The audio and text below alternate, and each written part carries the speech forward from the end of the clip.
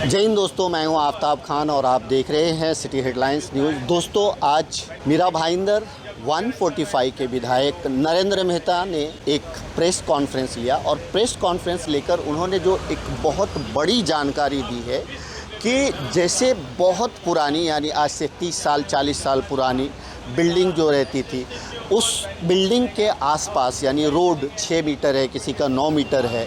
अब एक बात चल रही थी कि क्लस्टर योजना में ही ये सब आना चाहिए, तो अब यहाँ पे सरकार ने ऑप्शनल कर दिया है कि जिसको क्लस्टर योजना में आना है वो क्लस्टर योजना में आए, जो नहीं आना चाहते हैं वो अपनी सिंगल बिल्डिंग उनके हिसाब से जो एफएसआई मिलेगी उसके हिसाब से वो उसका निर्माण कर सकते हैं।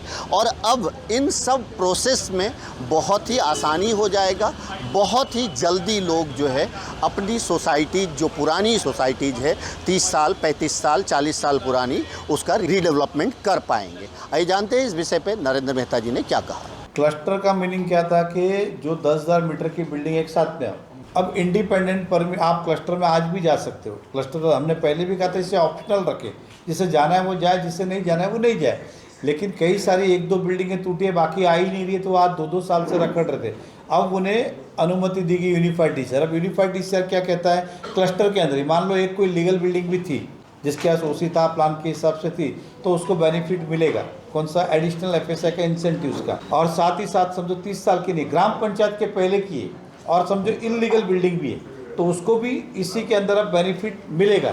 लेकिन जो दोनों दायरे में नहीं आता है उसके लिए तो वैसे भी ऑप्शन नहीं था, ऐसे भी ऑप्शन नहीं था। मान लो एक क्लस्टर पूरा जहाँ पर नहीं है तो उनके पास आज क्या सुविधा है कि आप यूनिफाइड डीसीआर के अंदर अगर 30 साल पुरानी बिल्डिंग है और लीगल है तो 15% इंसेंटिव मिलेगा।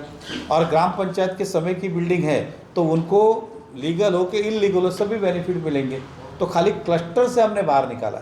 मान लो ये क्लस्टर नहीं होता तब भी यूनिफाइड डीसीआर में वो प्रावधान नहीं है क्लस्टर का। आप पढ़ेंगे, क्लस्टर बाद में आया, यूनिफाइड डीसीआर पहले आया। मान लो जहाँ पे 24 के अलावा क्लस्टर नहीं है वहाँ आज भी 10,000 मीटर के ऊपर आप क्लस्टर बना सकते हो, ऐसा प्रावधान नहीं है। तो ये डबल प्रावधान की आवश्यकता नहीं थी।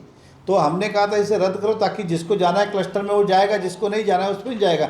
तो सरकार ने फिर क्या कहा, जो क्लस्टर है वो जिसको जाना है क्लस्टर में जाए, जिसको नहीं जाना है वो अपना रूटीन में जाए।